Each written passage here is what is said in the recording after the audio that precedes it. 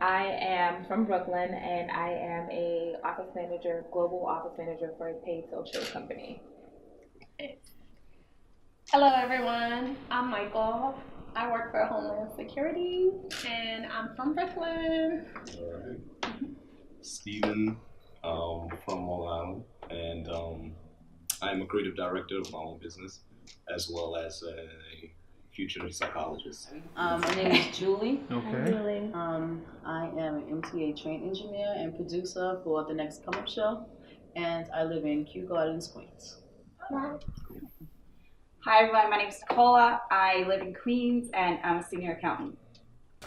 It's inherent. Yeah, it's And it's definitely how I feel people. I don't think anyone labels themselves bougie. I think someone labels you. My father is an architect, and my father is bougie, and so I feel like because of him and the lifestyle that he lives and the standards he may have set for himself, that it has, I guess, transpired or trickled down to me and my siblings, my sister and my brother. So people automatically like, oh, your family is bougie. We used to get called we're the Huxtables. Well, your father is he's so refined. Even when Obama was running, people were like, your father's Obama. I'm like, no, he's not. See, I come from a Caribbean background, primarily Haitian, and we were colonized by the French, and the term bourgeois was known as bourgeoisie, and it was usually associated with those Haitians who were able to make it out the gutter. You know what I mean? So I come from a family who was able to, do that. And, my grandfather, he owned one of the first bakeries and baking factory in Haiti, in the region that we lived in.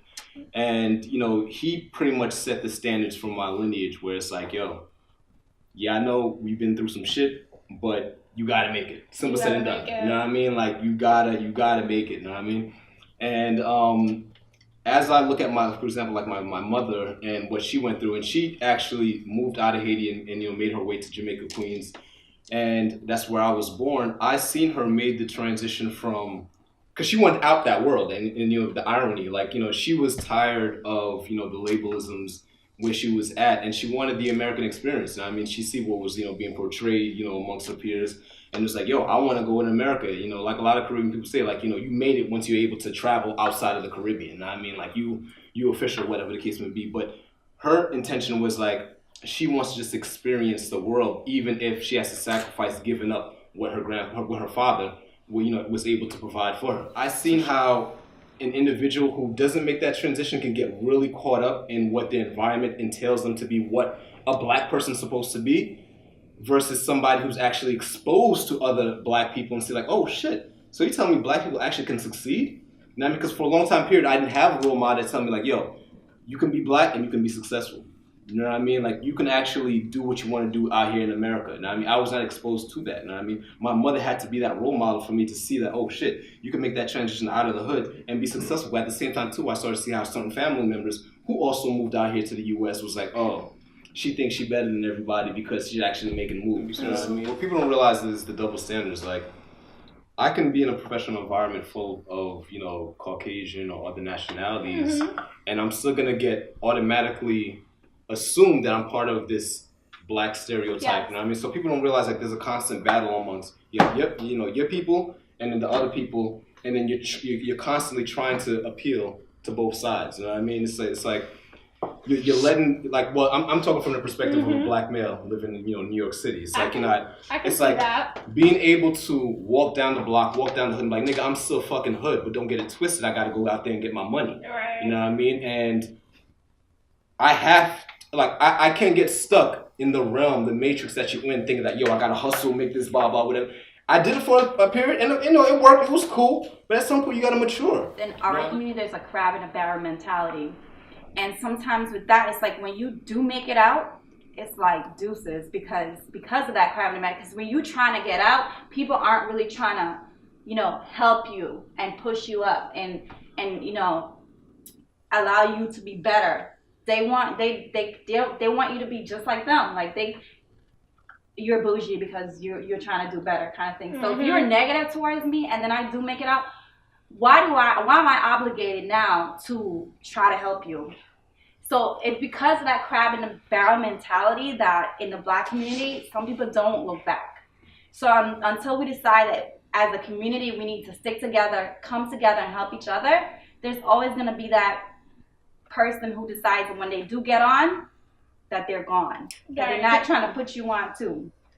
And I don't blame them. If that's how you feel, I respect it. They do have organizations that do help people and help them elevate, but they have to see that you're helping yourself. They don't go looking for someone to help. You have to be merging, have some type of substantial, so something that you've done for yourself already to show that you're actually trying to move forward. But I know certain organizations, you have to have certain standards to even be accepted. I think every organization though have standards, and I think especially Black organizations, I think they start out wanting to do good, but because every organization needs to actually have a set of standards, standards in itself eliminate other people. So even if you don't you may wanna be able to do something, but because you don't meet those standards, then it's like they just have to put standards just so it's like everyone can't get in. You know what I mean? And I don't think it's always necessarily like something they do on purpose. It just happens, and because it just happens, it eliminates amount of other people. I think organizations are created to keep a certain status quo inclusive and keep everything else that falls out of that excluded. That's simply what it is. I'm not into groups because I don't need to feel part of to be whole, so to speak. And I don't think an organization can create that for you. I think it's an individual thing. You need that's something you have to work on as an individual.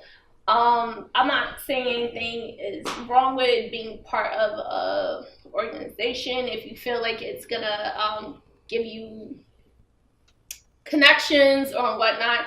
If you go in with a plan and you know why you're doing it, more power to you. But sometimes people click up because they can't stand on their own. The point of having organizations, because you can't stand on your own, you need each other's help.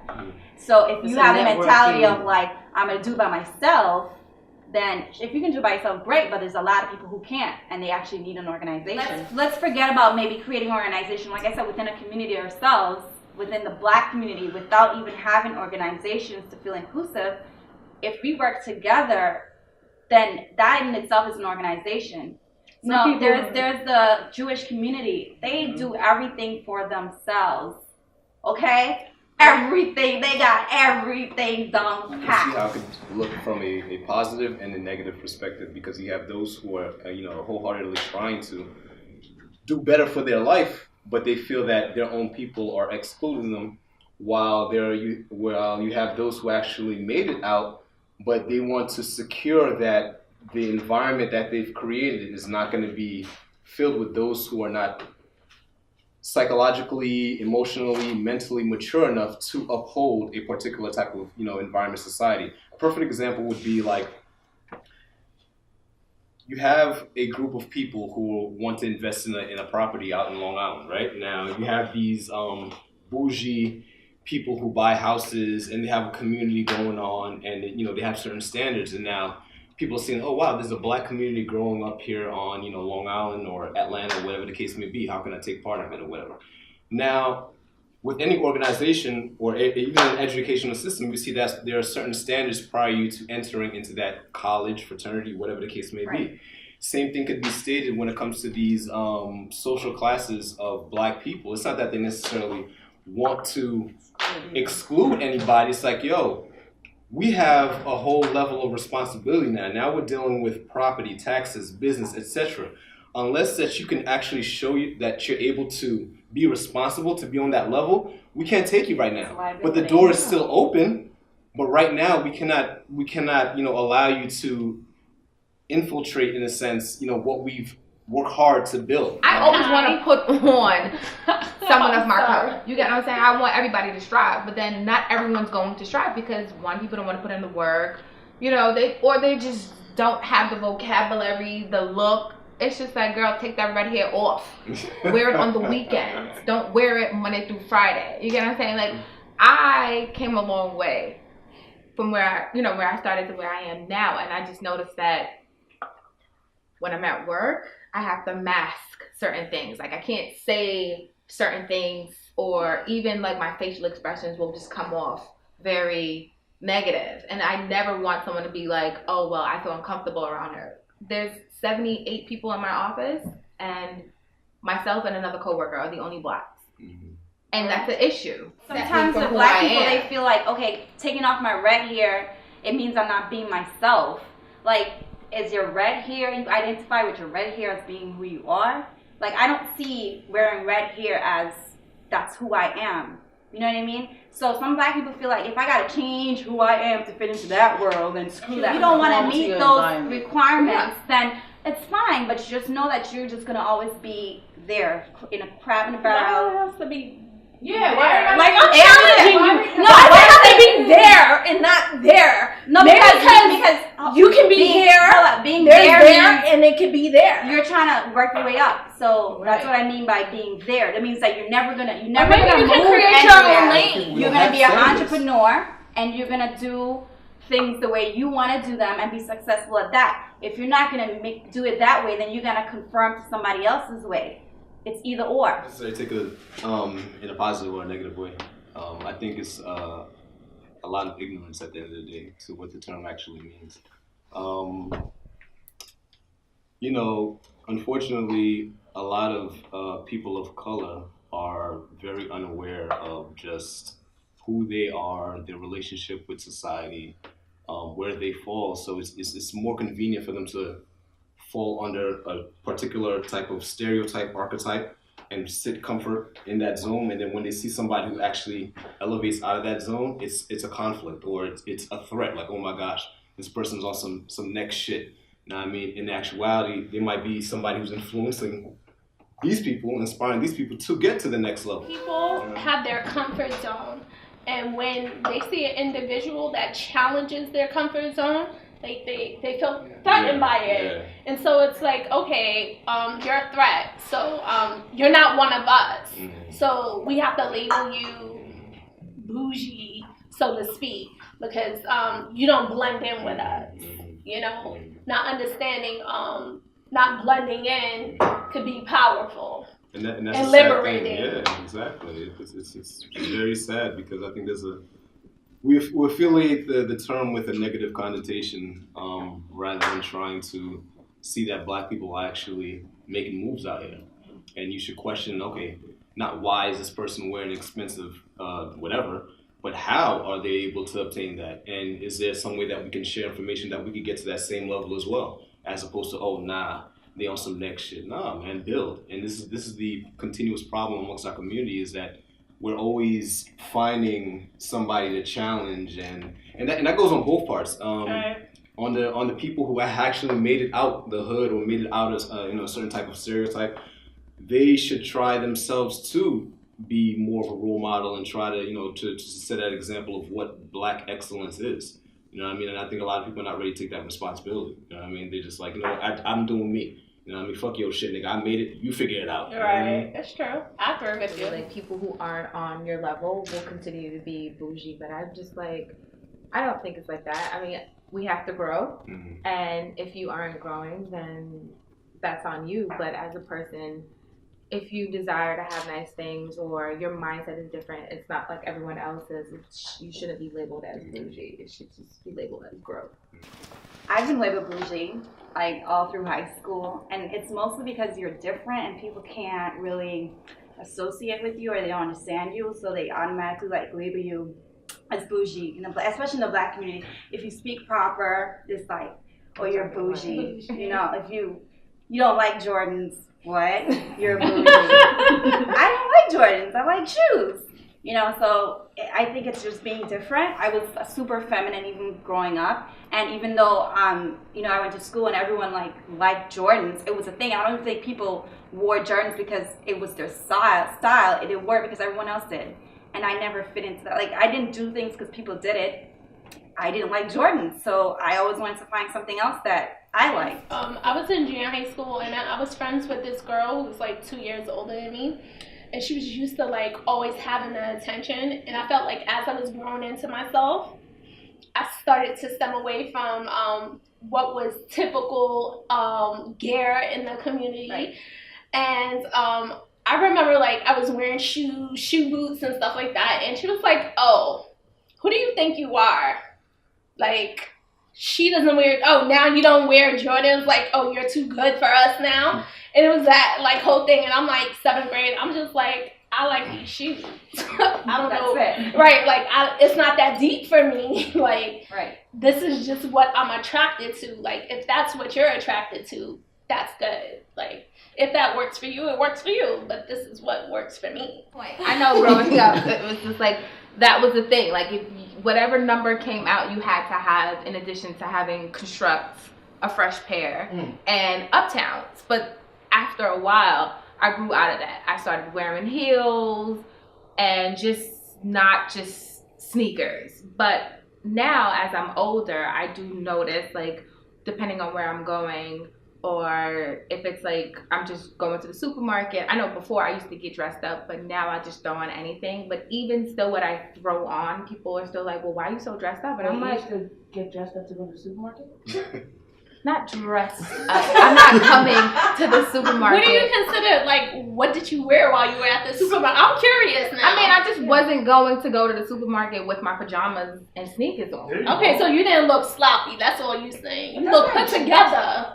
So give me an example. Yeah, like give me an example. Like, what do you have on? I would go and take a whole entire shower, get dressed, okay, from head to toe, then head out. Because I'm like, I don't know if I'm just, you know, that might not be my only stop. Last year, I took my nieces to the circus. And I mean, everyone at the circus was casual, but it was a current situation event after the circus. So I got dressed one time for what I had to do later. So when I got to the circus, I was in thigh-high boots, and I ran into people I went to high school with who are older than me, who are still wearing Jordans. And they're like, why are you so dressed up? And I'm just like, why are you so dressed down? Like, it comes to a certain point where you have to mature not only your mindset, but your wardrobe as well. So if I'm considered bougie because I wore thigh-highs to the circus, well then so be it. You saw me. What are they considered? Since they were doing it to the circus. Sloppy. They're not sloppy. I take that back. They're not sloppy. You can wear sneakers. You get what I'm saying? Trust me, I have Vans, I have Stan Smiths, but it's just all in what kind of sneakers that you're wearing as well. Like if you're still running out to get the latest Jordans or the latest Air Max just to say you have it at 30 plus years old. Yeah, I'm judging you. Yeah, I'm judging. I judge. Nah, If you're 30 plus and you're just buying a bunch of Jordans and you don't own some shoes, I'm judging you. With fashion, with eras, with time, there comes different, changes. And, some people are stuck in certain eras and they feel more comfortable. Like, yo, this is my baggy jean era, my nigga. I got the fresh Air Force Ones, and they wholeheartedly feel that's them. And you know what? All praise to them. I ain't got no problem with them. But I myself was like, you know what? I don't see myself dressing like that no more. White bougie is the ones who do the charities, the ones who make the donations under the table, the ones that dress down and you like, this person looks dirty, and then they live in like this 3-story penthouse, and you're just like, you don't even look like you brush your teeth every day. You get what I'm saying? Like, more so the ones that you see now who are wearing like Goyard or Prada bag, there are some that may double dabble because they like the fashion, but I feel like it's the ones that you will never really point out. White bougie, you're like Donald Trump status. You're like a millionaire, in the white community. You're like, oh, your daddy got a yacht type of thing. You go on several yachts, right? For your 5th birthday. Yeah, like I got, Like my white 16th bougie. birthday, I got a Porsche. You know, that's white bougie to the white people, I think. Like, Yeah. Black bougie. And these are determined as upper class. and then with black, You know what I mean? You I have, think you have upper class, upper you class. have upper middle class, and then you have middle And then class. with black, I think it's probably being upper middle class. You know, you live in the suburbs kind of thing. Like, you know, you went to private school. Help people who are wholeheartedly trying to make their way up there, but they're not necessarily given the tools and resources that's going to allow them to get to that level. But, you know, from their perspective, again, it's a constant back and forth. They're like, all right, you have to go out there and find those tools and resources, and that, you know, in order to get there. So, again, I'm able to see from both perspectives, but at some point we have to redefine what success is and the platforms that we create ourselves that's going to determine what these level of success is going to be. We're continuously comparing ourselves as to other people's, other nationalities, and their level of success, and say, oh, I got to be this, I got to be that. I'm not anything unless I have this or that or whatever the case may be. No. And this is the slave mentality. You know what I mean? We see the quote-unquote master living a certain type of lifestyle, and we think that we have to uphold that. Exactly. You know what I mean? Rather than just saying, you know what? They've created a beautiful template. How can we use that template and redefine it and make it a template that's ours and consistent? You know what I mean? Consistent and reliable and resourceful and stable.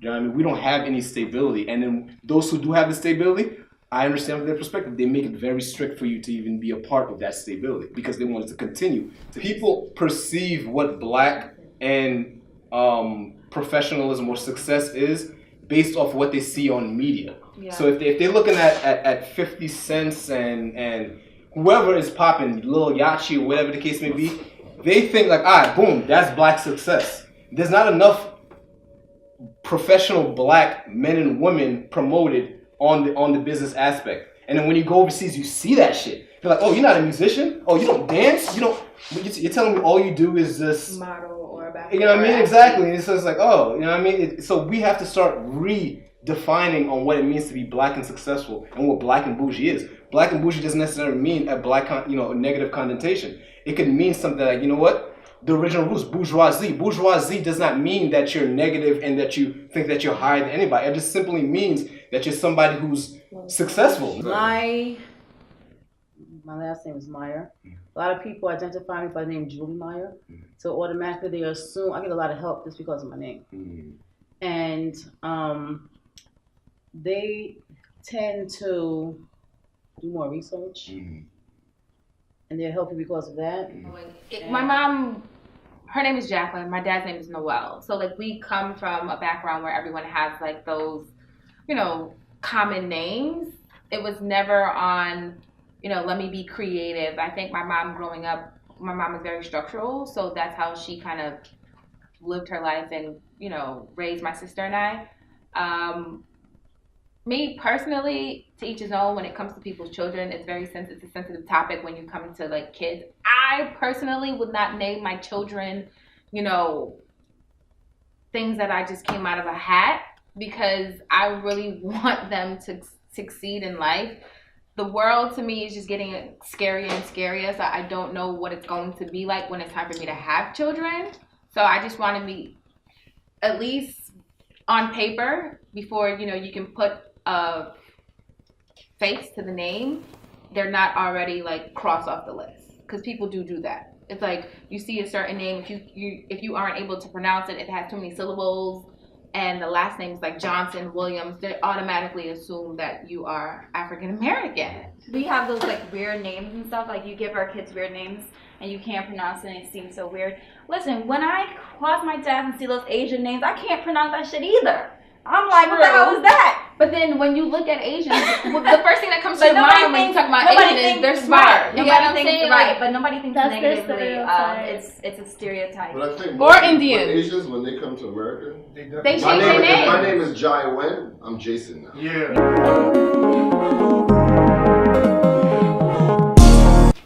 Boujee or nah? I don't want to talk to this chick because she still rocks Coach sneakers. Hashtag, what would Kanye do? Boujee or nah? Is he bougie for not wanting to talk to a chick because she wears Coach sneakers?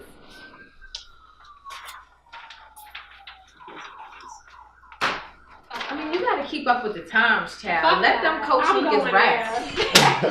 He isn't. I don't think he's bougie because of that. Why? Why is he bougie? Because she's outdated. Yeah, So like we past that. Maybe Stop. she can't. Fashion has moved on.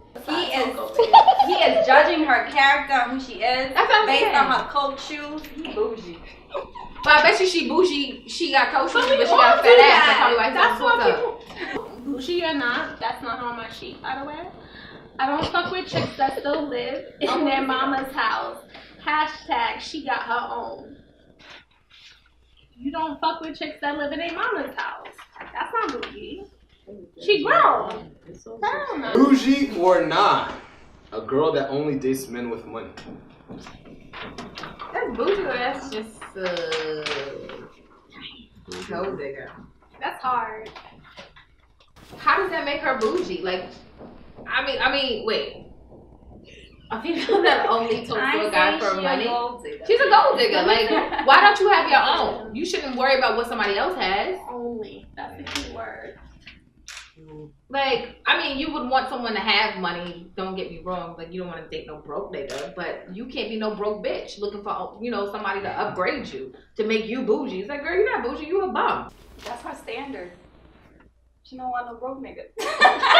I'm not dating no broke person because I got a job and I'm educated and I need you to be on the same level. Right. I'm not trying to date nobody who's. I ain't trying to babysit nobody or give them my titties. She a bum. She wants to be bougie. She a bum. She a bum. She thinks she's being bougie, but she's being a bum. She's a bum. She's not. Bougie or not? Guys that match their socks with their tie and wears a handkerchief. Usually that's upbringing, and that's usually standard for certain, as you said, battalions and networking events. That's required. The reason why I say nah, Right. I feel excluded. because working in the educational field, you know what I mean? Like, it's expected to have, a certain type of look, you know what I mean? Especially if you're going to present yourself in front of students. So if a guy wants to dress a certain way, look at, have a certain look, I don't think it's necessarily bad. I don't think it's, bougie. No, it's not a bad thing, but it all depends on how it looks. Bougie or nah, I don't want to talk to this guy anymore because he drives a Kia and not 5 mysterious BMWs. Hashtag foreign cars. Bougie. I'm gonna have to go with That foreign car don't mean nothing. You could be living out of that foreign car. Is she bougie for not wanting to talk to a guy? For 5 just 'cause series, he- yeah. But she was talking to him, Yeah. so she doesn't want to talk to him anymore. She doesn't want to talk to him anymore once he because finds he out got he has a a Kia and he don't own a BMW. Bougie or not, buying bottles in the club. This is not bougie because half of these niggas be scamming and they don't even be their money. So no. Bougie or not, Kim Kardashian. I didn't even hear that as trash. Right. I'm like. Well, you know what she is? She cried when she lost a diamond earring She was in the mad because ocean. paparazzi had a fake ass on looking how it really looked in Right. real life. Bougie or not? Nene Leakes. That is my ATL. Oh, child. But she bougie. That's my mom. She is bougie. Bougie or nah? Jay-Z, nah. Man, Y'all think Jay-Z's let's see. Actually, now that I think about it, He bougie when I in the look sense at that it, he is upper middle class. He's He's affiliated. very down to earth. Like that's his personality. Middle class. He's a He's he's billionaire. way upper middle class. He's a millionaire. Jay-Z is bougie because he's just not in the mix. And I feel like people, like, say for instance, like Kanye, they seek attention from people, and Jay-Z is just like, I'm well established. I already know how many comments I have in my bank account, and I don't have to prove anything to nobody. From my experience that I've had with meeting him, he just seemed very down to earth and still relatable, regardless of what he may perpetuate. he knows when to present himself in a certain manner amongst certain audiences, and he can still be relatable to the audience that he came out of. You know what I mean? So Yeah, you know when to take off the red wig. Yeah. But I feel like Boujee or nah, you have to be a part of a sorority. Hashtag can't buy taste. it's tough, man, because I mean, I'll speak from a male perspective. In the professional realm, unfortunately, if you're not affiliated with some type of professional organization, and if you want to get to a certain level, they're not trying to hear it. I don't care what you got, who you know, what you did, or whatever the case may be. If you're not part of some type of social class, social group, or you know what I mean, some type of affiliation, they're like, nigga, please. You know what I mean? Like, go have your fun. I know you think you made it out the hood. Yeah, go flaunt your shit. tear it out. But you're not crossing these boundaries right here. Boujee or nah? Safari. He bad and bougie. The definition of bad and bougie. He is the definition. Safari. of bad Nicki and Minaj's bougie. ex-boyfriend. Yes. Kanye West. Boujee or nah? I'm gonna say nah. No, he's Boujee. He's married to Kim Kardashian. Well, Yeah, bougie by association. Like, double aspect. Now, I mean, I've met Mr. West. before Kim or after Kim? Well, When again, he was dating Amber? Say it. prior. Okay. Okay, but Before he got on and knowing his grassroots Before and he lost it? what he experienced and what his true intentions was as a black artist. Because at first I did think he was like, yo, you really want some next shit. But then when I was really able to build and see the perspective that he's coming from, I've learned to overlook all that other extra. He talks about Louis Vuitton, right? When he wanted to become a fashion designer, then he went on a whole rant about how these people don't want to open up an avenue for him, for him to create a house brand like that. But you spend how much of your career highlighting these people, telling your own people to invest in them when they won't even invest in you. No, I agree with that. Beyonce, Boujee or nah? Yeah, that's Boujee. She's Boujee. No. Stop it. I'm Stop gonna it. say no. You see the double standard? Do you see the double standard? How is she not Why are you Boujee? all looking at me like that? I don't feel like she's bougie because I still feel like she makes herself relatable. How? But you see, I just said the same exact thing. How? She As- doesn't even from the follow feminine- anyone on Instagram. From the feminine She does perspective. not even follow nobody. This is And she has she like gets what? queen bee. Everyone in the world following her? Not I. Okay, I don't follow Beyonce. her. Sorry. I don't follow her, so I don't know How's she that. not? She I don't follows feel like nobody. she's bougie. How's she not? I'm going not based on her relatable. persona because I don't know her as a person. Nobody knows her as a person. She doesn't even know herself. She doesn't even know herself. Have you seen the interview? She's like a robot. That's B for bougie for Beyonce.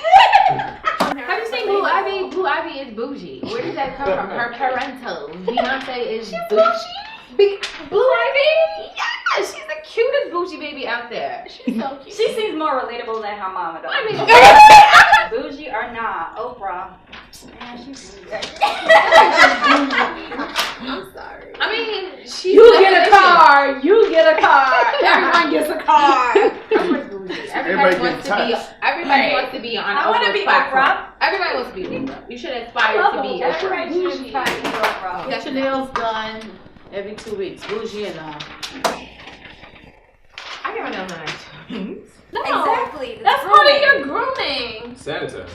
Right. You don't need to get a manicure every 2 weeks. You don't have to. It's not needed. You can get a manicure once a month and you should be straight. Bougie or not, Regine from Living Single. Yo, I mean, she was trying, but she was broke.